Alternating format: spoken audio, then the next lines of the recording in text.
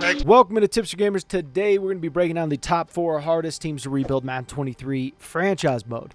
First off, even though this list is comprised of the top 4 hardest teams to rebuild, we do not believe that any team is extremely hard to rebuild in Madden 23 franchise mode, or any Madden for that matter. Some teams are just slightly harder than the others to rebuild. This list was incredibly hard for us to make because even on our rebuild videos, we have the same system or the same expectations for any rebuild that we do regardless of the team. And our expectations are that we give ourselves 3 years to have a winning record. Within 5 years of a rebuild, we expect a Super Bowl win in a 100% simulation league, or even sooner in user play. The teams that made it onto this list are no exception. Even though these teams are quote-unquote tougher to rebuild, we believe that they hold the same standard that applies to all the other teams. So the Arizona Cardinals made it onto our list, and the reason is because they have more issues than positives. They have so much guaranteed contracts. They got old players, and they're just paying more than what they should, okay, for a lot of these players, their overalls. Kyler Murray is not a good simulation quarterback because of his traits. He is paranoid in his sense of pressure. He is ideal in forcing passage, which sounds good, but it's not that fantastic. Okay, so in simulation, he's definitely better in user play than in simulation, and there's a lot of defenses that you could create that would wreak havoc on him, and he would make a lot of mistakes. Okay, and you owe him $80.6 million. And I'm not trying to bash Kyler Murray here. I'm not. But what I'm saying is in Madden terms, 99 overall quarterbacks, when I had 99 overall quarterbacks in several of our rebuilds this year, I never paid him $55.6 million. You could franchise tag a quarterback for $41 million and it'll go up about $1 million each year. You're going to go from paying him $12.7 million to $16 million to $51 million in 1 year and $55 million in another. That's a lot of money. You get a little of a break here. One good bonus here is that he is a superstar dev. You can get him to an X factor, and that's going to help things. And quarterbacks do last a long time. So he can make it into the Hall of Fame. He can win some Super Bowls, stuff like that. But the problem I have is you're paying a guy who should be a 99 overall. You're paying 99 overall money. And that's a problem I have. Running back here, James Conner, this is as good as you're going to get with him. He's 27 years old. The ship has sailed. He's 81 overall. He's got a 3-year deal, and you're going to owe him $13.5 million. Another thing you have to take into consideration is that the Cardinals are already in negative waters here with they owe $10.3 million in cap penalty right out of the gate. Not fun. Moving to wide receiver. A lot of people think their wide receiving crew is a bonus. However, the problem is you have D-Hop, who signed to a massive deal, right? And it sounds like it makes sense. It does, because you're thinking D-Hop here. He's 96 overall. He's 30 years old. You only have 3 years left on his contract. What's so bad about that? Well, the problem is he's the star dev. The only thing that stops regression is X-Factor dev traits or superstar at the very least. When you start getting a star and getting a normal, they get thrashed with regression. Okay, they get thrashed. So you can't trade him away. It's $33.9 million is what you owe him left on his contract. That's a lot of money right there. And you got Brown. I don't think this contract's too terrible. $13.4 million.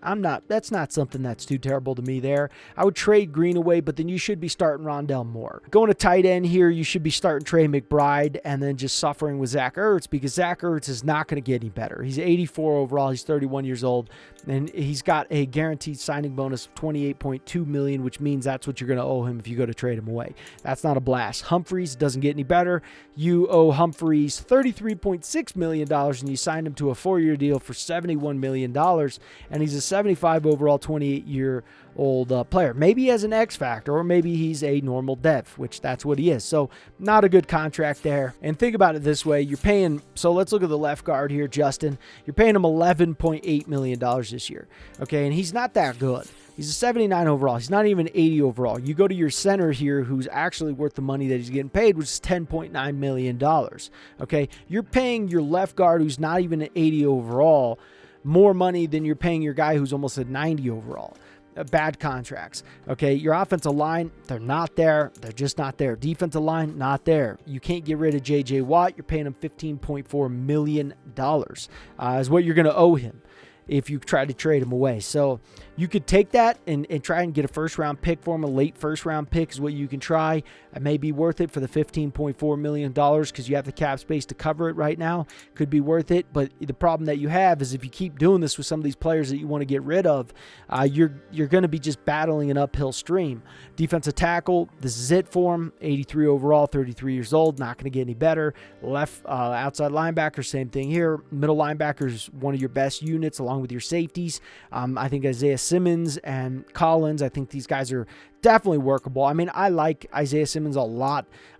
Collins, I could work with him too, and I feel like I could get him to a decently high overall. Your right outside linebacker's not there. Cornerbacks here, they're good, but the problem you have is if you start out, you don't have your player personnel upgraded, they're not going to give you fair value, okay? Especially if they don't want to play for you guys. They're going to ask for way more money, and you're going to have to overpay to keep them, and that's not good either, okay? So there's some writing on the wall there that I see. If I'm doing this rebuild, I'm going, oh, boy, I got to expect this. I would actually trade these guys away, and it sounds crazy, but I would because they're going to browbeat you on your contracts. And then you got Jalen Thompson. I think he's solid. And I think Budda Baker's obviously Budda Baker, and I have no problem paying the $18 million. No problem at all. I think that contract's good. All right, we got the Miami Dolphins on the list here. The Miami Dolphins made it on the list because they're like a stale cup of gas station coffee. They're good, but not great, not even close. They're interesting to watch. And although I like to see them in real life beat some of the teams that they've beaten, it's just funny to watch. It's cool. This is a team that has problems. They got $26.5 million in cap space, which sounds great, but I want you to just take this into consideration. You know the Browns unit is one of the best rosters there is in all Madden and in the NFL in real life, and they got $69.7 million in cap space. Obviously, that's going to shrink over time, but that's a lot more money than the Dolphins are playing with, and the unit that they have is a lot better. Okay, so they're paying guys that are worth the money. Dolphins are, they're kind of paying the guys that are worth the money. Tua, this is Alabama hype here. Tua's not bad, but definitely not great. Halfback here, you got Edmonds. You owe him $5.6 million if you trade him. So all I would do is wait till this next year, get him as good as possible. Just keep upgrading his elusive back package, make him good and trade him for a second round. You get a really good halfback in the second round or even the late first. I wouldn't go any earlier than that for a really good halfback. I just wouldn't. Wide receiver here, you got Tyreek Hill, which is great. Here's the only problem with Tyreek Hill. I love Tyreek Hill. I think he's absolutely amazing. He's one of the most dynamic players I've ever seen, but I'm not paying anybody $50.1 million unless you're the second coming of Christ, okay, because this is crazy.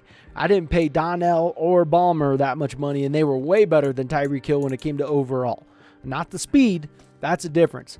But overall, those guys were definitely amazing, and they were unupgradable. I'll put it to you that way, both those guys, and I never even came close to paying them that kind of money. Never. Waddle, you'll have some time.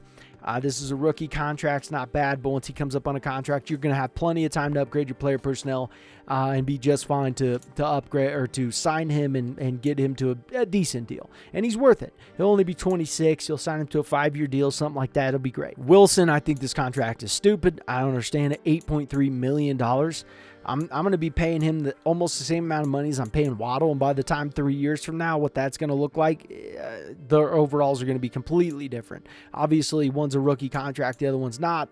However, even though this isn't a rookie contract, it's still not worth it. Tight end, Gesicki, I think he's great. I think he's worth the money, but he's going to make you overpay unless he really loves you. Armstead, I don't love this contract, $33.8 million guarantees, and you're going to see it increase drastically. It goes from $3.99 million to $20.4 million. That's a big increase this next year. The rest of your offensive line is really not there. This Agba, I just don't love this contract either because he's not good enough to get paid this much money, $33.7 million, and for his overall and age, it's just simply not worth it. Okay, the rest of the guys here, nothing really that amazing. A lot of older guys here. Ingram is signed to a great deal. I'd probably trade him away, but this is a heck of a deal for a guy who's a pretty solid player. Middle linebacker here, I don't mind Baker at all. I don't mind Channing Tindall. I would put him as a second string, and I would trade this guy away. Or I'd move him over to the outside linebacker position, something of that. Phillips, I think Phillips is worth it. I have no issue there. Cornerbacks here, you're just overpaying. Okay, just overpaying. and not by too much, but by enough to where it's just kind of a little bit much, especially for Howard. Okay, Howard, you owe him $46.9 million. You can't get rid of that. That's insane. That's a lot of money for a guy who's 29 years old. Jones, you owe $14.3 million, not too terrible. And then you're seeing you're going to be paying him $25 million, $22 million. That's just too much money for a guy who's not in the top of the elite type guys. He's just not there. I think your free safety is good, and I think the strong safety is in personal opinion, I would trade him away. I just would move up in the draft. Next up, we got the New York Giants. They made it onto the list like New York Giants fashion. They always love to make it onto this list because they just do things that are weird. The Giants are weird. Now, I don't think they're that terrible this year. I just think that the Giants are, I don't know. I don't know what's up with them. So you got Danny Dimes, which, I don't think I really need to explain too much in this. Danny Dimes is a sleeper QB. He's sleeper. It doesn't mean he's good. He's not the guy who's coming out and he's a Ferrari right out of the gate. No, this guy he's the guy who's going to have to sneak up on you and shock you because his overall sucks in Madden. I think he's better in real life than what he says in Madden, but that doesn't save you in Madden at all, and you owe him a lot of money. No, you don't owe him a lot of money, but you're paying him more money than what you should be paying him is what I'm saying for his overall. You only have $50,000 in savings. The problem is, though, is if you go to trade him away, what all are you going to get? You think you're going to get that much? Nah, not as much as what you drafted for him and paid him. Then you got Saquon Barkley's coming up on a contract. The good news here is that he's going to get better. And it's actually a good thing that his overall decreased because we all know Saquon Barkley is Saquon Barkley when he's healthy. He's a beast. So you have that going for you, and you'll be able to sign him to a better deal than what he could have been signed to, which is insane. Wide receivers here. In reality, I don't think this contract is good here for Golladay. $20 million is what you owe him, not worth it. Shepard, not really worth this amount either. Cardarius, I think that he's worth it. I think he's worth the money. His rookie contract, I think he's great. I have no problem with him. Slayton, I don't mind Slayton, but I wouldn't re-sign Slayton unless he gave me a pretty good deal. And Robinson here, I would just try to work on him and get him good. Tight end here, you don't really have a tight end, so there's that. Your offensive line's not absolutely god-awful, but some of these guys, you're paying this Andrew Thomas guy a lot of money. That's a lot of money, especially this rookie contract. You drafted him high, and he just didn't quite pan out. And so the overall reflects that. And then aside from that, it's just like, $10.2 million, what you owe the right guard. Oh. And then you got Evan Neal. That's a plus. He's going to be really good, at least in overall in Madden. Whether it turns out to be like that in real life, we'll see. But he has all the ability to be a beast. Dexter Lawrence II, not impressed. You owe him a decent amount of money, but nothing like crazy. When I talk about a decent amount, I'm not talking his penalty. I'm talking about what you're paying him in 2023 is $10.8 million. He's not worth that. You got to have some standards a little bit, even if you're the Giants. Leonard Williams never really panned out to what he could have panned out to be or what he should have panned out to be, depending on when he was drafted, or depending on where he was drafted, which was second overall. And he just, he's getting paid a lot of money, and a lot of it's hype. Because $33.5 million guaranteed is a lot of money for a guy who's only an 83 overall. I don't know about that. $25 million in a season? No thanks. D-tackle? What D-tackle? Exactly. Left outside linebacker, you got Aziz. I think he's great.